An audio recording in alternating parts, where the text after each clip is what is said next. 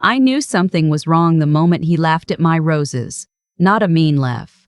Nothing you could point to and say, "There, that's it, that's the thing." Just a small sound, almost under his breath. When my son's girlfriend walked through my garden for the first time, and I told her I'd planted those climbing roses myself 22 years ago.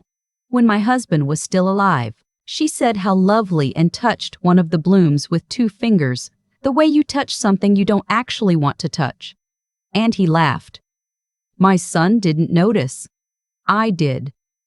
That was 11 months ago. I wish I had trusted myself then. My name is Evelyn. I'm 63 years old. I live alone in a house on the edge of Asheville, North Carolina, in the western part of the state where the mountains come down and the air smells like pine and wood smoke in October. My husband passed 6 years ago, a heart attack, fast, no warning. And I have spent those 6 years learning how to be a person who lives alone. It is harder than anyone tells you. It is also, in ways I didn't expect, its own kind of freedom. I retired 2 years ago from 31 years as a school administrator, assistant principal, then district coordinator for curriculum. I was not a woman who sat still. I'm still not. I have my garden, my book club, a small group of women I've known since our children were in diapers, and I have my son. My son is 34. He works in commercial real estate, the kind where you're managing properties and negotiating leases, not selling houses. He is good at his job. He is also, and I say this with every ounce of love I have for him, not always the best judge of people. He sees the best in everyone, which is a gift and sometimes a liability. His father was the same way. He brought her home last spring. Her name was Renata. She was 31, had moved to Asheville from Atlanta 8 months before they met, and she was, on the surface, everything that reads well, pretty in a careful way, articulate. She asked me questions about myself at dinner, which people often don't bother to do anymore. She complimented my cooking. She said what a beautiful home and looked around my dining room with an expression that I initially read as admiration. I know now it was assessment. She came back 3 more times over the following month. Each visit, she was warmer with me, more relaxed. By the 4th visit, she was calling me Evelyn and helping herself to the coffee without asking. I told myself that was a good sign, that she was comfortable, that my son had found someone who felt at home. Then she started asking questions. Not big questions, small ones, the kind that don't raise alarms individually, but that, if you laid them all out in a row, would form a very clear picture. The first time, we were sitting on the back porch, and she asked how long I had owned the house. I told her 27 years. She nodded and said something about how property values in Asheville had gone up so much. I agreed. I didn't think anything of it. The second time, she asked whether I had a financial advisor or managed things myself. We were in the kitchen. My son was in the other room. I told her I had a good advisor I'd worked with for years, a woman named Patricia, and that I was comfortable with where things stood.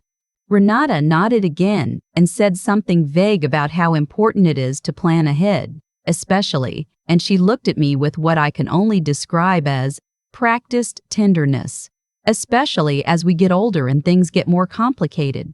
I was 62. I ran 8 miles a week. I was not feeling particularly complicated. But I smiled and said yes, absolutely, and let it go. The third time she asked questions, I started paying attention. My son had stepped out to take a work call. We were alone in the living room. She asked me, casually, pleasantly, the way you ask someone to pass the salt, whether the house would go to my son when I passed, or whether I had other family to consider. I told her that was a personal matter. She apologized immediately, said she hadn't meant to pry, that she just cared about my son's future security. She touched my arm when she said it. I said, of course, and I smiled, and 2 hours later, after they'd left, I sat at my kitchen table for a long time. I called my friend Diane that night. Diane and I have known each other for 38 years. She is blunt in the way only old friends are allowed to be.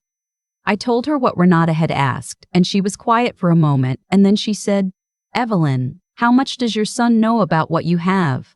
I said too much, probably. I'd been open with him over the years about our finances, about the house, about the investments his father and I had built together slowly and carefully over decades. He knew the rough shape of things, and where he knew, she might know too. Diane said, "Start paying attention." So I did. Over the next 6 weeks, I watched Renata the way I used to watch students who I suspected were in trouble but hadn't said so yet. Carefully, quietly, without letting them know you were watching. What I noticed, she asked my son questions about my health, not once, not in an obvious way, but woven into conversation. Does your mom see a doctor regularly? Has she ever had any memory issues? Does she sleep okay?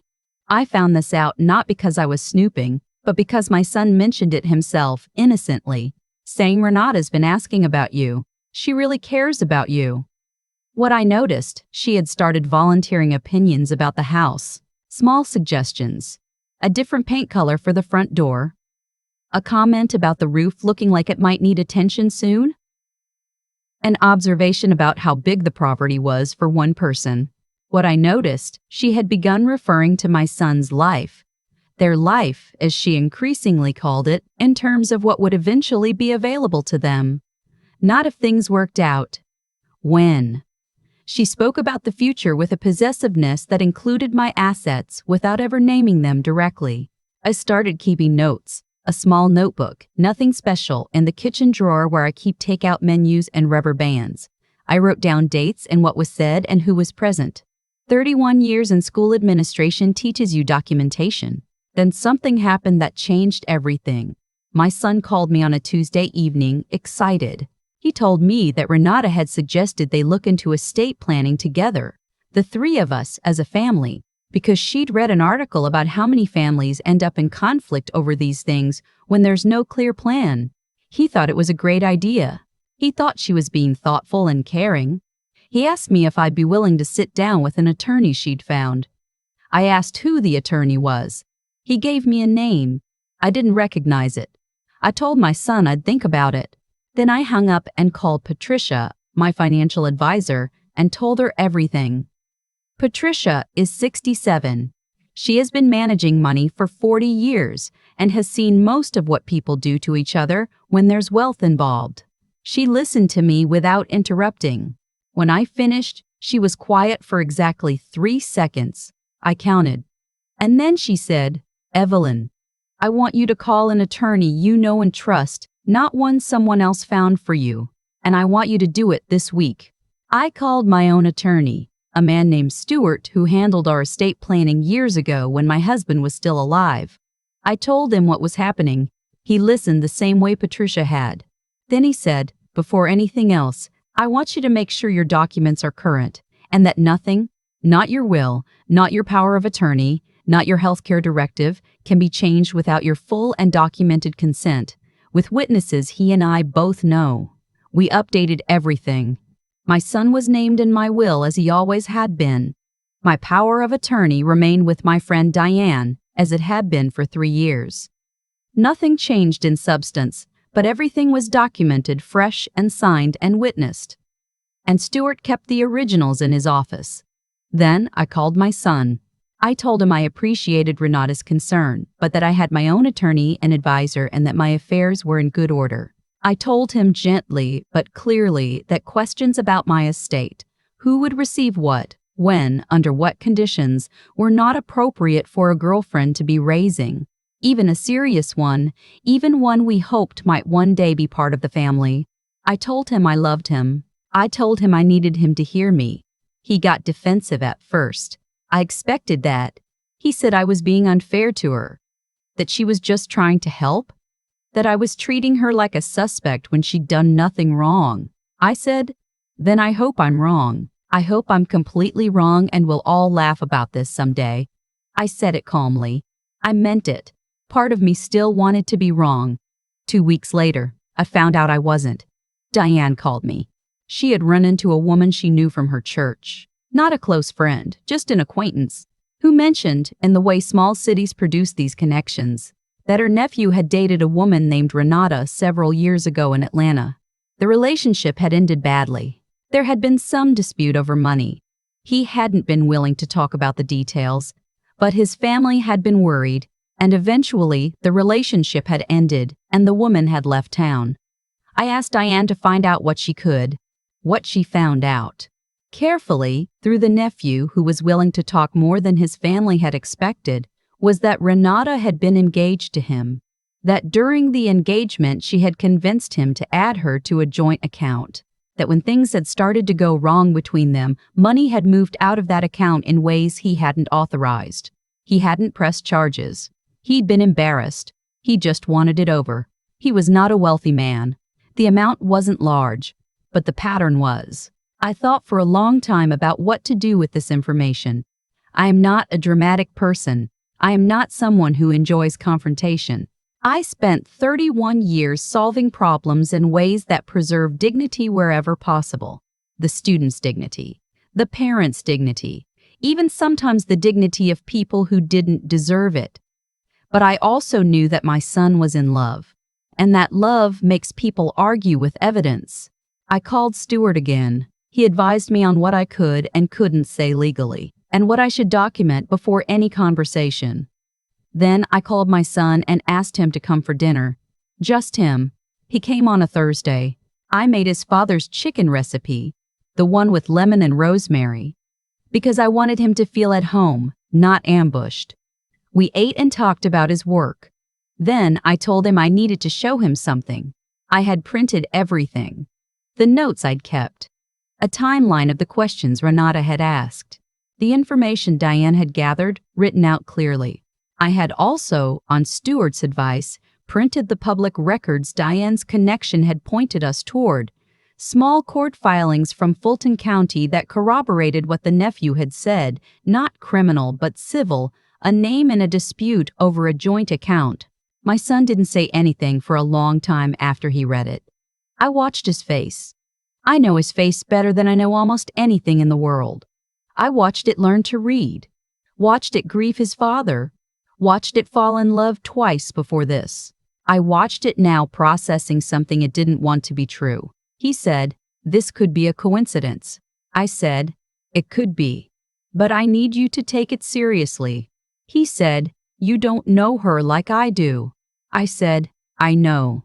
And I know you love her. And I am not asking you to stop. I am asking you to slow down. I am asking you to pay attention." He left that night without resolution. I didn't sleep well. I second-guessed myself the way I always do after any difficult conversation, even the ones I know were necessary. But then my son called me 4 days later. He'd had a conversation with Renata. Not accusatory, he's not that kind of person, but honest. He told her that his mother had concerns and that he wanted to understand her better, to know more about her life before Asheville. He'd asked her about Atlanta, about why she'd left, about the relationship before him. She had not taken it well. He didn't give me all the details. He said only that she had reacted with a kind of anger that surprised him, that she had said things about me, about my controlling behavior, about how I'd never accepted her. That felt, in his words, too practiced, like she'd had the argument before. 3 weeks after that, they broke up. He ended it. He called me the night it happened and his voice was flat and tired and he said, "I think you were right, Mom, and I hate that you were right." I said, "I hate it too." What happened after that was quieter than the before. He took time to himself. I gave it to him. Diane checked in on both of us.